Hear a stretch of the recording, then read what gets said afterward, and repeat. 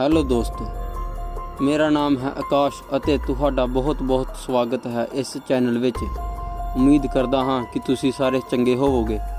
ਕਹਿੰਦੇ ਨੇ ਕਿ ਜੇ ਅਸੀਂ ਮਿਲ ਜੁਲ ਕੇ ਰਹੀਏ ਤਾਂ ਅਸੀਂ ਕੋਈ ਵੀ ਮੁਸੀਬਤ ਦਾ ਸਾਹਮਣਾ ਬਹੁਤ ਆਸਾਨੀ ਨਾਲ ਕਰ ਸਕਦੇ ਹਾਂ। ਅੱਜ ਦੀ ਕਹਾਣੀ ਤੋਂ ਸਾਨੂੰ ਕੁਝ ਇੱਦਾਂ ਦਾ ਹੀ ਸਿੱਖਣ ਨੂੰ ਮਿਲਦਾ ਹੈ। ਇੱਕ ਰਾਤ ਵਿੱਚ 84 ਪਿੰਡਾਂ ਦੇ ਲਗਭਗ 600 ਲੋਕ ਅਚਾਨਕ ਗਾਇਬ ਹੋ ਗਏ। ਕਿੱਥੇ ਗਏ ਕਿਸੇ ਨੂੰ ਨਹੀਂ ਪਤਾ। ਜਿਸ ਪਿੰਡ ਨੂੰ ਉਹ ਛੱਡ ਕੇ ਗਏ ਉਸ ਦਾ ਨਾਮ ਹੈ ਕੁਲਦਰਾ, ਜਿਸ ਨੂੰ ਸ਼ਰਾਪਿਤ ਪਿੰਡ ਵੀ ਕਿਹਾ ਜਾਂਦਾ ਹੈ। ਕੀ ਕਾਰਨ ਸੀ ਉਸ ਪਿੰਡ ਦੇ ਸ਼ਰਾਪਿਤ ਹੋਣ ਵਿੱਚ ਅਤੇ ਕਿਹੜਾ ਇਸ ਤਰ੍ਹਾਂ ਦਾ ਰਾਜ ਜੋ ਅੱਜ ਵੀ ਉਸ ਪਿੰਡ ਵਿੱਚ ਦਫਨ ਹੈ। ਅੱਜ ਮੈਂ ਉਸ ਕਾਰਨਾਂ ਤੇ ਥੋੜੀ ਰੋਸ਼ਨੀ ਪਾਉਣ ਦੀ ਕੋਸ਼ਿਸ਼ ਕਰਾਂਗਾ ਤੇ ਪਿਛਲੇ ਲਗਭਗ 200 ਸਾਲਾਂ ਤੋਂ ਕੁਲਦਰਾ ਵੀਰਾਨ ਪਿਆ ਹੈ, ਜੋ ਕਦੇ ਸਾਰੀਆਂ ਸੁੱਖ ਸਹੂਲਤਾਂ ਨਾਲ ਭਰਿਆ ਇੱਕ ਹੱਸਦਾ ਖੇਡਦਾ ਪਿੰਡ ਸੀ, ਜੋ ਅੱਜ ਖੰਡਰ ਬਣ ਗਿਆ ਹੈ ਅਤੇ ਅੱਜ ਸਿਰਫ ਟੂਰਿਸਟ ਪਲੇਸ ਬਣ ਕੇ ਰਹਿ ਗਿਆ ਹੈ। ਭਾਰਤ ਵਿੱਚ ਸਭ ਤੋਂ ਭੂਤੀਆ ਅਤੇ ਡਰਾਵਨੀ ਜਗ੍ਹਾ ਜੋ ਹੈ ਉਸ ਤੋਂ ਕੁਲਦਰਾ ਦੂਸਰੇ ਨੰਬਰ ਤੇ ਆਉਂਦਾ ਹੈ। ਉੱਥੋਂ ਦੇ ਲੋਕਾਂ ਦਾ ਕਹਿਣਾ ਹੈ ਕਿ ਉੱਥੇ ਭੂਤ ਪ੍ਰੇਤਾਂ ਦਾ ਵਾਸ ਹੈ। ਰਾਤ ਨੂੰ ਉੱਥੋਂ ਕਦੇ ਚੂੜੀਆਂ ਦੀਆਂ ਤੇ ਕਦੇ ਬੱਚਿਆਂ ਦੇ ਰੋਣ ਦੀਆਂ ਆਵਾਜ਼ਾਂ ਆਉਂਦੀਆਂ ਹਨ। ਕਈ ਲੋਕ ਕਹਿੰਦੇ ਨੇ ਕਿ ਜਦੋਂ ਉਹ ਆਪਣੀ ਗੱਡੀ ਵਿੱਚ ਉੱਥੇ ਗਏ ਤੇ ਫਿਰ ਵਾਪਸ ਆਏ ਤਾਂ ਗੱਡੀ ਦੇ ਸ਼ੀਸ਼ਿਆਂ ਤੇ ਬੱਚਿਆਂ ਦੇ ਹੱਥਾਂ ਦੇ ਨਿਸ਼ਾਨ ਮਿਲੇ। ਰਾਜਸਥਾਨ ਸਰਕਾਰ ਨੇ ਉਸ ਪਿੰਡ ਦੀ 2 ਕਿਲੋਮੀਟਰ ਦੀ ਦੂਰੀ ਤੇ ਇੱਕ ਬਾਉਂਡਰੀ ਵੀ ਬਣਾਈ ਹੈ ਅਤੇ ਇੱਕ ਵੱਡਾ ਗੇਟ ਵੀ ਬਣਵਾ ਦਿੱਤਾ ਹੈ। ਹੁਣ ਉੱਥੇ ਦਿਨ ਵੇਲੇ ਤਾਂ ਕੋਈ ਵੀ ਘੁੰਮਣ ਲਈ ਜਾ ਸਕਦਾ ਹੈ, ਪਰ ਦਿਨ ਢਲਦੇ ਹੀ ਤੁਹਾਨੂੰ ਉੱਥੋਂ ਜਾਣ ਲਈ ਕਹਿ ਦਿੱਤਾ ਜਾਏਗਾ। ਸ਼ਾਮ ਨੂੰ 4 ਵਜੇ ਤੋਂ ਬਾਅਦ ਤੁਸੀਂ ਉੱਥੇ ਬਿਲਕੁਲ ਵੀ ਨਹੀਂ ਰੁਕ ਸਕਦੇ। ਇੱਥੋਂ ਤੱਕ ਕਿ ਉੱਥੇ ਕੋਈ ਗਾਰਡ ਵੀ ਨਹੀਂ ਰੁਕਦਾ। ਜੇਕਰ ਇਤਿਹਾਸਕਾਰੀਆਂ ਦੀ ਗੱਲ ਮੰਨੀਏ ਤਾਂ ਉਹ ਵੀ ਇਸ ਨੂੰ ਸੱਚ ਮੰਨਦੇ ਨੇ, ਜਿਸ ਤਰ੍ਹਾਂ ਇਹ ਪਿੰਡ ਇੱਕ ਦਿਨ ਵਿੱਚ ਖਾਲੀ ਹੋ ਗਿਆ। ਹਾਲਾਂਕਿ ਭੂਤ ਪ੍ਰੇਤ ਦੀਆਂ ਗੱਲਾਂ ਨੂੰ ਉਹ ਨਕਾਰ ਦਿੰਦੇ ਨੇ। ਰਾਜਸਥਾਨ ਦਾ ਜੈਸਲਮੇਰ ਸ਼ਹਿਰ, ਜਿਸ ਨੂੰ ਗੋਲਡਨ ਸਿਟੀ ਵੀ ਕਿਹਾ ਜਾਂਦਾ ਹੈ, ਉਹ ਬਹੁਤ ਹੀ ਖੂਬਸੂਰਤ ਸ਼ਹਿਰ ਹੈ ਅਤੇ ਉੱਥੋਂ ਦੀ ਹਰ ਚੀਜ਼, ਦੁਕਾਨ ਹੋਵੇ ਜਾਂ ਮਕਾਨ ਜਾਂ ਕੋਈ ਹੋਰ ਇਮਾਰਤ ਜਾਂ ਕੋਈ ਕਿਲਾ ਹੋਵੇ, ਹਰ ਚੀਜ਼ ਗੋਲਡਨ ਯੈਲੋ ਕਲਰ ਵਿੱਚ ਮਿਲੇਗੀ। ਜਿਵੇਂ ਹੀ ਸੂਰਜ ਦੀ ਪਹਿਲੀ ਕਿਰਨ ਜੈਸਲਮੇਰ ਸ਼ਹਿਰ ਉੱਤੇ ਪੈਂਦੀ ਹੈ ਤਾਂ ਪੂਰਾ ਸ਼ਹਿਰ ਸੋਨੇ ਦੀ ਤਰ੍ਹਾਂ ਚਮਕਦਾ ਹੈ। ਇਸ ਲਈ ਜੈਸਲਮੇਰ ਸ਼ਹਿਰ ਨੂੰ ਸੋਨੇ ਦਾ ਸ਼ਹਿਰ ਵੀ ਕਿਹਾ ਜਾਂਦਾ ਹੈ। ਜੈਸਲਮੇਰ ਤੋਂ ਬਸ 18 ਕਿਲੋਮੀਟਰ ਦੀ ਦੂਰੀ ਤੇ ਕੁਲਦਰਾ ਪਿੰਡ ਸਥਿਤ ਹੈ ਅਤੇ ਜੈਸਲਮੇਰ ਤੋਂ ਕੁਲਦਰਾ ਦਾ ਸਫ਼ਰ ਬਹੁਤ ਹੀ ਵੀਰਾਨ ਜਿਹਾ ਹੈ। ਪੂਰਾ ਰੋਡ ਤੁਹਾਨੂੰ ਸੁਨਸਾਨ ਮਿਲੇਗਾ। ਤੁਹਾਨੂੰ ਬੜੀ ਹੀ ਮੁਸ਼ਕਿਲ ਨਾਲ 5-6 ਕਿਲੋਮੀਟਰ ਚੱਲਣ ਤੋਂ ਬਾਅਦ ਤੁਹਾਡੀ ਆਪਣੀ ਗੱਡੀ ਤੋਂ ਇਲਾਵਾ ਕਿਸੇ ਹੋਰ ਦੀ ਗੱਡੀ ਦਿਖੇਗੀ। ਜਦੋਂ ਤੁਸੀਂ ਉੱਥੇ ਪਹੁੰਚੋਗੇ ਤਾਂ ਤੁਹਾਡੀ ਐਂਟਰੀ ਗੇਟ ਦੇ ਰਸਤੇ ਹੋਏਗੀ। ਤੁਹਾਨੂੰ ਕੁਝ ਅਜੀਬ ਜਿਹਾ ਮਹਿਸੂਸ ਹੋਏਗਾ, ਜਿਵੇਂ ਕਿ ਤੁਸੀਂ ਕੋਈ ਹੋਰ ਦੁਨੀਆ ਵਿੱਚ ਆ ਗਏ ਹੋ ਅਤੇ ਅਚਾਨਕ ਹੀ ਤਾਪਮਾਨ ਵਿੱਚ ਗਿਰਾਵਟ ਆਉਣ ਲੱਗ ਪਏਗੀ। ਜੇਕਰ ਤੁਸੀਂ ਗਰਮੀ ਦੀ ਦੁਪਹਿਰ ਨੂੰ ਵੀ ਜਾਓਗੇ ਤਾਂ ਤੁਹਾਨੂੰ ਗਰਮੀ ਦਾ ਅਹਿਸਾਸ ਨਹੀਂ ਹੋਵੇਗਾ। ਉੱਥੇ ਘੁੰਮਣ ਗਏ ਲੋਕ ਦੱਸਦੇ ਹਨ ਕਈ ਵਾਰ ਉਹਨਾਂ ਨੂੰ ਅਜਿਹਾ ਮਹਿਸੂਸ ਹੁੰਦਾ ਹੈ ਜਿਵੇਂ ਕਿਸੇ ਨੇ ਉਹਨਾਂ ਦੇ ਮੋਢੇ ਤੇ ਹੱਥ ਰੱਖਿਆ ਹੋਵੇ, ਪਰ ਉੱਥੇ ਕੋਈ ਨਹੀਂ ਹੁੰਦਾ। ਇੰਜ ਲੱਗਦਾ ਹੈ ਜਿਵੇਂ ਕੁਝ ਔਰਤਾਂ ਉੱਥੇ ਬੈਠੀਆਂ ਹੱਸ ਰਹੀਆਂ ਹੋਣ ਅਤੇ ਲੋਕਾਂ ਦੇ ਚੱਲਣ ਦੀਆਂ ਆਵਾਜ਼ਾਂ ਉੱਥੇ ਅਕਸਰ ਆਉਂਦੀਆਂ ਰਹਿੰਦੀਆਂ ਹਨ। ਇਤਿਹਾਸਕਾਰ ਅਤੇ ਉੱਥੋਂ ਦੇ ਨਿਵਾਸੀ ਦੱਸਦੇ ਨੇ ਕਿ ਲਗਭਗ 1290 ਵਿੱਚ ਪਾਲੀਵਾਲ ਬ੍ਰਾਹਮਣਾਂ ਨੇ ਜੈਸਲਮੇਰ ਤੋਂ 18 ਕਿਲੋਮੀਟਰ ਦੂਰ ਕੁਲਦਰਾ ਪਿੰਡ ਵਸਾਇਆ ਸੀ ਅਤੇ ਉੱਥੇ 84 ਪਿੰਡ ਦੇ 600 ਘਰਾਂ ਦੇ ਲੋਕ ਇਕੱਠੇ ਮਿਲ ਕੇ ਰਹਿਣ ਲੱਗੇ ਸੀ। ਪਾਲੀਵਾਲ ਜਾਤੀ ਦੇ ਲੋਕ ਬਹੁਤ ਹੀ ਹੋਣਹਾਰ, ਪੜ੍ਹੇ ਲਿਖੇ ਅਤੇ ਰਹੀਸ ਅਤੇ ਬਹੁਤ ਹੀ ਮਿਹਨਤੀ ਸਨ। ਇਹਨਾਂ ਲੋਕਾਂ ਦਾ ਦਿਮਾਗ ਬਹੁਤ ਤੇਜ਼ ਸੀ ਅਤੇ ਇਹ ਲੋਕ ਚੰਗੇ ਵਿਗਿਆਨਿਕ ਵੀ ਮੰਨੇ ਜਾਂਦੇ ਸਨ। ਇਹਨਾਂ ਲੋਕਾਂ ਨੇ ਉਸ ਦੌਰ ਵਿੱਚ ਬਹੁਤ ਹੀ ਨਵੀਆਂ ਤਕਨੀਕਾਂ ਦੀ ਵਰਤੋਂ ਕੀਤੀ ਸੀ। ਉਹਨਾਂ ਨੇ ਆਪਣੇ ਘਰ ਬਹੁਤ ਹੀ ਵਿਗਿਆਨਿਕ ਤਰੀਕਿਆਂ ਨਾਲ ਬਣਾਏ ਸੀ ਅਤੇ ਬਹੁਤ ਸਾਰੇ ਘਰ ਅਜੇ ਵੀ ਉੱਥੇ ਮੌਜੂਦ ਹਨ।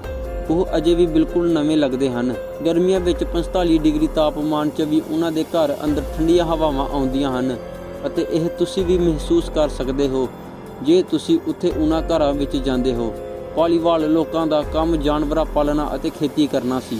ਪਾਲੀਵਾਲ ਲੋਕਾਂ ਨੇ ਅਜਿਹੀ ਤਕਨੀਕੀ ਦੀ ਜਾਂਚ ਕੀਤੀ ਕਿ ਬਰਸਾਤ ਦਾ ਪਾਣੀ ਰੇਤ ਵਿੱਚ ਨਹੀਂ ਵਰਦਾ, ਬਲਕਿ ਇੱਕ ਖਾਸ ਡੂੰਘਾਈ ਵਿੱਚ ਇਕੱਠਾ ਹੋ ਜਾਂਦਾ ਹੈ, ਜਿਸ ਕਾਰਨ ਉਹ ਬੰਜਰ ਰੇਗਿਸਤਾਨ ਵਿੱਚ ਫਸਲਾਂ ਉਗਾਉਣ ਦੇ ਯੋਗ ਸਨ।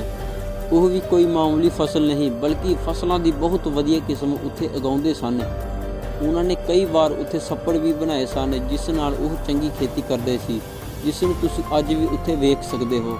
ਤੇ ਆਖਿਰ ਕੀ ਹੋਇਆ ਕਿ ਅਜਿਹਾ ਉੱਨਤ ਅਤੇ ਵਿਕਸਿਤ ਪਿੰਡ ਇੱਕ ਰਾਤ ਵਿੱਚ ਵੀਰਾਨ ਹੋ ਗਿਆ?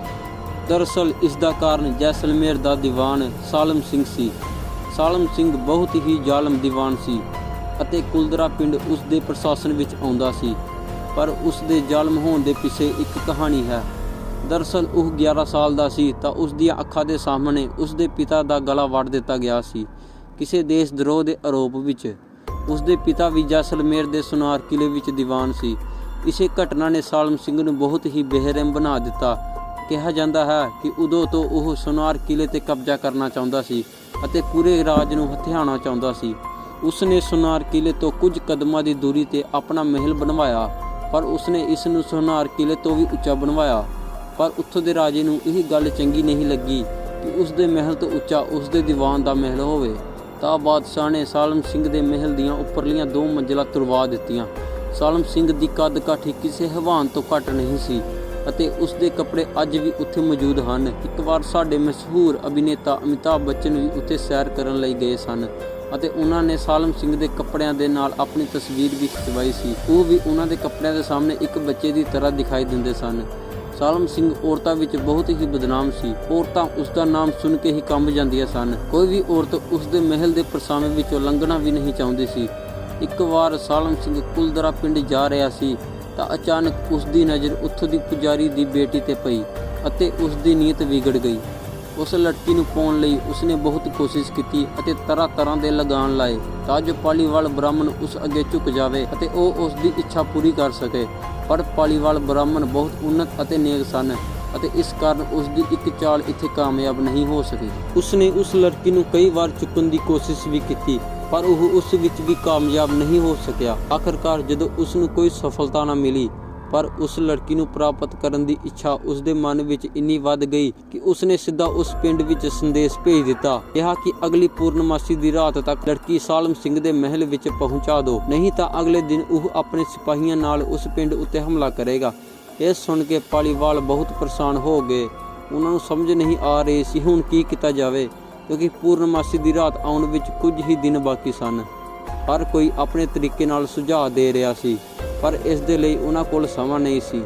ਇਸ ਤੋਂ ਬਾਅਦ ਪਿੰਡ ਵਿੱਚ ਪੰਚਾਇਤ ਬੁਲਾਉਣ ਦਾ ਫੈਸਲਾ ਕੀਤਾ ਗਿਆ ਤੇ ਉਸੇ ਦਿਨ ਸਾਰੇ 84 ਪਿੰਡਾਂ ਦੇ ਲੋਕ ਇੱਕ ਮੰਦਿਰ ਵਿੱਚ ਇਕੱਠੇ ਹੋਏ। ਇਸ ਤੋਂ ਬਾਅਦ ਵੱਖ-ਵੱਖ ਲੋਕਾਂ ਤੋਂ ਰਾਏ ਲਈ ਗਈ। ਕਿਸੇ ਨੇ ਕਿਹਾ ਕਿ ਅਸੀਂ ਇਕੱਠੇ ਹੋ ਕੇ ਉਹਨਾਂ ਦੇ ਖਿਲਾਫ ਲੜਾਈ ਕਰਾਂਗੇ, ਪਰ ਉਹ ਕੁਝ ਹਜ਼ਾਰ ਲੋਕ ਇੰਨੀ ਵੱਡੀ ਫੌਜ ਦਾ ਸਾਹਮਣਾ ਨਹੀਂ ਕਰ ਸਕਦੇ ਸੀ।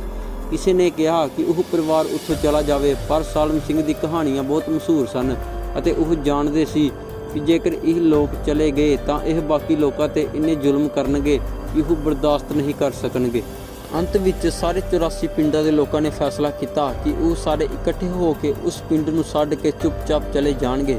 ਉਹਨਾਂ ਨੇ ਕਿਹਾ ਕਿ ਅਸੀਂ ਆਪਣੀ ਇੱਜ਼ਤ ਨਾਲ ਖਿਲਵਾੜ ਨਹੀਂ ਕਰਾਂਗੇ, ਭਾਵੇਂ ਜੋ ਮਰਜ਼ੀ ਹੋ ਜਾਵੇ। ਅਤੇ ਸ਼ਾਇਦ ਉਸ ਸਮੇਂ ਦੇ ਲੋਕਾਂ ਵਿੱਚ ਅਤੇ ਅੱਜ ਦੇ ਸਮੇਂ ਦੇ ਲੋਕਾਂ ਵਿੱਚ ਇਹੀ ਫਰਕ ਸੀ। ਜਿਸ ਤਰ੍ਹਾਂ ਇੱਕ ਕੁੜੀ ਦੀ ਇੱਜ਼ਤ ਬਚਾਉਣ ਲਈ ਸਾਰੇ ਲੋਕ ਇਕੱਠੇ ਹੁੰਦੇ ਹਨ, ਇਹ ਆਪਣੇ ਆਪ ਵਿੱਚ ਇੱਕ ਮਿਸਾਲ ਹੈ। ਅਤੇ ਅੱਜ ਲੋਕ ਸਿਰਫ ਆਪਣੀ ਹੀ ਪਰਵਾਹ ਕਰਦੇ ਹਨ, ਭਾਵੇਂ ਉਸ ਦੇ ਗੁਆਂਢੀ ਨਾਲ ਹੀ ਗਲਤ ਹੋ ਰਿਹਾ ਹੋਵੇ। ਉਹਨਾਂ ਨੂੰ ਕੋਈ ਪਰਵਾਹ ਨਹੀਂ ਹੁੰਦੀ ਅਤੇ ਸ਼ਾਇਦ ਇਹ ਚੀਜ਼ ਉਹਨਾਂ ਵਿੱਚ ਨਹੀਂ ਸੀ। ਖੈਰ, ਇਹ ਤੇ ਹੋਈ ਇਨਸਾਨੀਅਤ ਦੀ ਗੱਲ। ਹੁਣ ਆਉਂਦੇ ਹਾਂ ਕਹਾਣੀ ਦੇ। ਜਦੋਂ ਪਿੰਡ ਛੱਡਣ ਦਾ ਫੈਸਲਾ ਹੋਇਆ ਤਾਂ ਉਹਨਾਂ ਨੂੰ ਪਤਾ ਸੀ ਕਿ ਜੇਕਰ ਇਸ ਵਿੱਚ ਥੋੜੀ ਵੀ ਦੇਰ ਹੋ ਗਈ ਤਾਂ ਇਹ ਗੱਲ ਕਿਤੇ ਨਾ ਕਿਤੇ ਨਿਕਲ ਜਾਵੇਗੀ। ਫਿਰ ਉਸੇ ਰਾਤ ਉਹਨਾਂ ਨੇ ਪਿੰਡ ਛੱਡਣ ਦਾ ਫੈਸਲਾ ਕੀਤਾ ਅਤੇ ਲੋਕਾਂ ਨੂੰ ਕਿਹਾ ਗਿਆ ਕਿ ਉਹ ਸਿਰਫ ਸਭ ਤੋਂ ਮਹੱਤਵਪੂਰਨ ਅਤੇ ਕੀਮਤੀ ਚੀਜ਼ਾਂ ਆਪਣੇ ਨਾਲ ਲੈ ਕੇ ਜਾਣ। ਇਸ ਤੋਂ ਬਾਅਦ ਲੋਕਾਂ ਨੇ ਜਲਦੀ ਨਾਲ ਆਪਣਾ ਜ਼ਰੂਰੀ ਅਤੇ ਕੀਮਤੀ ਸਮਾਨ ਚੁੱਕ ਲਿਆ ਅਤੇ ਬਾਕੀ ਸਮਾਨ ਜਿਵੇਂ ਪਿਆ ਉਹ ਉਵੇਂ ਹੀ ਛੱਡ ਕੇ ਚਲੇ ਗਏ। ਕਿਸੇ ਦੇ ਬਰਤਨ ਜਿਵੇਂ ਪਏ ਸੀ ਉਹ ਉਸ ਤਰ੍ਹਾਂ ਹੀ ਪਏ ਰਹੇ। ਜੇ ਕਿਸੇ ਨੇ ਕੱਪੜੇ ਸੁਕਾਉਣ ਲਈ ਰੱਖੇ ਸੀ ਤਾਂ ਉਹ ਉਸੇ ਤਰ੍ਹਾਂ ਹੀ ਪਏ ਰਹੇ। ਕਿਸੇ ਨੇ ਚੁੱਲ੍ਹੇ ਤੇ ਬਲਦੀ ਅੱਗ ਨੂੰ ਇਦਾਂ ਹੀ ਛੱਡ ਕੇ ਉਸ ਹੱਸਦੇ ਖੇਡਦੇ ਪਿੰਡ ਨੂੰ ਛੱਡ ਦਿੱਤਾ ਅਤੇ ਉਸੇ ਰਾਤ ਚੁੱਪ-ਚੁਪੀਤੇ ਇਕੱਠੇ ਕਤਾਰ ਵਿੱਚ ਖੜੇ ਹੋ ਗਏ ਅਤੇ ਜਾਣ ਲੱਗੇ ਰਸਤੇ ਵਿੱਚ ਉਸ ਪਿੰਡ ਨੂੰ ਸ਼ਰਾਪ ਦੇ ਦਿੱਤਾ ਕਿ ਇਹ ਪਿੰਡ ਅੱਜ ਤੋਂ ਬਾਅਦ ਕਦੇ ਵੀ ਨਹੀਂ ਵੱਸ ਸਕੇਗਾ ਅਤੇ ਜੋ ਕੋਈ ਇੱਥੇ ਵਸਣ ਦੀ ਕੋਸ਼ਿਸ਼ ਕਰੇਗਾ ਉਸ ਦਾ ਕਦੇ ਵੀ ਚੰਗਾ ਨਹੀਂ ਹੋਏਗਾ। ਉਸ ਤੋਂ ਬਾਅਦ ਉਹ ਰਾਤ ਬੀਤ ਗਈ ਅਤੇ 2-3 ਦਿਨ ਹੋਰ ਬੀਤ ਗਏ ਅਤੇ ਪੂਰਨਮਾਸੀ ਦੀ ਰਾਤ ਵੀ ਉਹ ਲੜਕੀ ਸਾਲਮ ਸਿੰਘ ਦੇ ਮਹਿਲ ਵਿੱਚ ਨਹੀਂ ਆਈ। ਤਾਂ ਅਗਲੇ ਦਿਨ ਜਿਵੇਂ ਉਸਨੇ ਕਿਹਾ ਸੀ, ਸਾਲਮ ਸਿੰਘ ਪੂਰੇ ਗੁੱਸੇ ਨਾਲ ਆਪਣੀ ਫੌਜ ਨਾਲ ਕੁਲਦਰਾ ਪਿੰਡ ਵੱਲ ਆਉਂਦਾ ਹੈ ਅਤੇ ਜਦੋਂ ਉਹ ਕੁਲਦਰਾ ਪਹੁੰਚਿਆ ਤਾਂ ਉਸਨੇ ਚਾਰੇ ਪਾਸੇ ਸਨਾਟਾ ਦੇਖਿਆ। ਉਹ ਪੂਰੇ 84 ਪਿੰਡਾਂ ਦੀ ਤਲਾਸ਼ੀ ਲੈਂਦਾ ਹੈ, ਪਰ ਉਸ ਨੂੰ ਉੱਥੇ ਇੱਕ ਵੀ ਵਿਅਕਤੀ ਨਜ਼ਰ ਨਹੀਂ ਆਉਂਦਾ। ਬਾਅਦ ਵਿੱਚ ਉਸਨੇ ਆਪਣੇ ਸਿਪਾਹੀਆਂ ਤੋਂ ਉੱਥੇ ਖੁਦਾਈ ਵੀ ਕਰਵਾਈ, ਕਿਉਂਕਿ ਪਾਲੀਵਾਲ ਲੋਕ ਬਹੁਤ ਅਮੀਰ ਸਨ। ਉਸ ਖੁਦਾਈ ਵਿੱਚ ਬਹੁਤ ਕੁਝ ਮਿਲਿਆ ਹੋਏਗਾ, ਪਰ ਇਸ ਬਾਰੇ ਕੋਈ ਜਾਣਕਾਰੀ ਨਹੀਂ ਹੈ। ਉਸ ਤੋਂ ਬਾਅਦ ਉਹਨਾਂ ਸਿਪਾਹੀਆਂ ਨੇ ਵੀ ਉੱਥੇ ਵਸਣ ਦੀ ਕੋਸ਼ਿਸ਼ ਕੀਤੀ, ਕਿਉਂਕਿ ਕੁਲਦਰਾ ਪਿੰਡ ਬਹੁਤ ਵਧੀਆ ਵਸਿਆ ਹੋਇਆ ਸੀ ਅਤੇ ਕਿਸੇ ਚੀਜ਼ ਦੀ ਘਾਟ ਨਹੀਂ ਸੀ, ਪਰ ਉਹ ਉੱਥੇ ਕਦੇ ਵਸ ਨਾ ਪਾਏ ਅਤੇ ਨਾ ਹੀ ਕਦੇ ਉਹਨਾਂ ਨਾਲ ਚੰਗਾ ਹੋਇਆ। ਕਿਹਾ ਜਾਂਦਾ ਹੈ ਕਿ ਜਿਹੜਾ ਵਿਅਕਤੀ ਉਸ ਪਿੰਡ ਵਿੱਚ ਇੱਕ ਰਾਤ ਵੀ ਠਹਿਰਦਾ ਹੈ ਉਹ ਬਚ ਨਹੀਂ ਸਕਦਾ ਅਤੇ ਬਹੁਤ ਸਾਰੇ ਲੋਕ ਉਸ ਪਿੰਡ ਵਿੱਚ ਵਸਣ ਲਈ ਗਏ ਪਰ ਉਹ ਕਦੇ ਵਾਪਸ ਨਹੀਂ ਆਏ। 2013 ਵਿੱਚ ਪੈਰਾਨੋਰਮਲ ਸੁਸਾਇਟੀ ਦੇ ਲੋਕ ਵੀ ਉੱਥੇ ਗਏ ਸਨ। ਇਹਨਾਂ ਭੂਤ ਪ੍ਰੇਤਾਂ ਦੀ ਜਾਂਚ ਕਰਨ ਲਈ ਉਹਨਾਂ ਕੋਲ ਇੱਕ ਅਜਿਹਾ ਡਿਵਾਈਸ ਹੁੰਦਾ ਹੈ ਜੋ ਨੈਗੇਟਿਵ એનર્ਜੀ ਦੀ ਪਛਾਣ ਕਰਦਾ ਹੈ। ਇਸ ਲਈ ਉਹਨਾਂ ਨੇ ਵੀ ਆਪਣੀ ਰਿਪੋਰਟ ਵਿੱਚ ਉੱਥੇ ਨੈਗੇਟਿਵ એનર્ਜੀ ਹੋਣ ਦੀ ਗੱਲ ਨੂੰ ਮੰਨਿਆ, ਪਰ ਕੁਝ ਤੇ ਕੈਦ ਹੋਇਆ ਸੀ ਉਹਨਾਂ ਦੇ ਡਿਵਾਈਸ ਵਿੱਚ। ਉਸ ਰਾਤ ਪਿੰਡ ਖਾਲੀ ਕਰਨ ਤੋਂ ਬਾਅਦ ਕੋਈ ਨਹੀਂ ਜਾਣਦਾ ਕਿ ਉਹ ਸਾਰੇ ਲੋਕ ਕਿੱਥੇ ਗਏ ਸੀ। ਇਤਿਹਾਸਕਾਰਾਂ ਦਾ ਕਹਿਣਾ ਹੈ ਕਿ ਉਹ ਵੱਖ-ਵੱਖ ਥਾਵਾਂ ਤੇ ਜਾ ਕੇ ਵਸੇ ਅਤੇ ਕਦੇ ਵਾਪਸ ਨਹੀਂ ਆਏ ਅਤੇ ਉਦੋਂ ਤੋਂ ਇਹ ਪਿੰਡ ਇੱਕ ਸ਼ਰਾਪਿਤ ਅਤੇ ਭੂਤੀਆ ਸਥਾਨ ਵਿੱਚ ਬਦਲ ਗਿਆ। ਜੇਕਰ ਤੁਸੀਂ ਕਦੇ ਜੈਸਲਮੇਰ ਜਾਂਦੇ ਹੋ ਤਾਂ ਕੁਲਦਰਾ ਜ਼ਰੂਰ ਜਾਓ, ਉਹ ਕੁਝ ਤੁਸੀਂ ਖੁਦ ਮਹਿਸੂਸ ਕਰੋਗੇ। ਸਿਰਫ ਇਹ 18 ਕਿਲੋਮੀਟਰ ਦੂਰ ਹੈ ਜੈਸਲਮੇਰ ਸ਼ਹਿਰ ਤੋਂ।